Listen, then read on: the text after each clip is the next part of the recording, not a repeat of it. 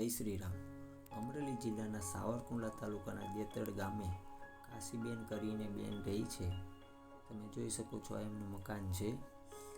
અમે એમને 2 દિવસ પહેલાં મળવા માટે ગયા હતા ત્યારે અમને એણે કીધું હતું કે ભાઈ મારે અનાજની જરૂર છે. તો અમે એને કીધું કંઈ વાંધો નહીં, અમે તમને એક નાની એમથી કીટ બનાવીને આપશું જે 2 થી 3 મહિના તમારે ચાલે એવી. તો કાશીબેને કીધું કંઈ વાંધો નહીં. તો આજે અમે એમને કીટ દેવા ગયા હતા. તમે જોઈ શકો છો 2.5 થી 3 મહિના ચાલે એટલું રાશન લઈને ગયા હતા. અમે સાબુથી લઈને લોટથી લઈને બધી જ વસ્તુ અમે લઈને ગયા હતા, જેથી કરીને એને કોઈ તકલીફ ના પડે. એ પગે વિકલાંગ છે તો પણ છતાં એ હિંમત નથી હારતા. એમને ખબર હતી કોઈને કોઈ મને દેવા માટે આવશે જ. તો અમે ગયા એટલે બહુ ખુશ થઈ ગયા.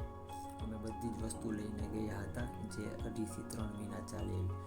જો તમારી આજુબાજુમાં કોઈ આવી વ્યક્તિ હોય તો પ્લીઝ અમારો કોન્ટેક કરજો અને આ વિડીયો વધુમાં વધુ શેર કરજો, જેથી કરીને આવા વ્યક્તિને હેલ્પ મળી શકે. અને તમારાથી જો કંઈ પણ હેલ્પ થતી હોય તો ફૂલ નહીં તો ફૂલની પાખડી આપજો. અને કોઈ પણ આવા વ્યક્તિ હોય તો પ્લીઝ અમારો કોન્ટેક કરજો અને આ વિડીયો વધુમાં વધુ શેર કરજો, જેથી કરીને આવા કોઈ વ્યક્તિ હોય એને મદદ મળી શકે. અને તમે કોઈ જો સાવરકુંડલા તાલુકાના દેતડ ગામ આજુબાજુ જતા હોય તો આ કાશીબેનનું મકાન રોડ ઉપર જ આવે છે. પ્લીઝ એમની હેલ્પ કરજો, થાય એટલી બને એટલી ટ્રાય કરજો. તમે જોઈ શકો છો કાશીબેન અત્યારે અમારી માટે ચા મેકવા માટે જાય છે. તમે જુઓ છો કઈ રીતે ચાલે છે, એથી ચલાતું પણ નથી. તો પણ એની લાગણી હતી કે અમે લોકોએ ચા પીને જઈએ એમની ઘરે. તો પછી અમે એને ના પાડી. એ અમારી માટે ચા બનાવે છે, તમે જોઈ શકો છો.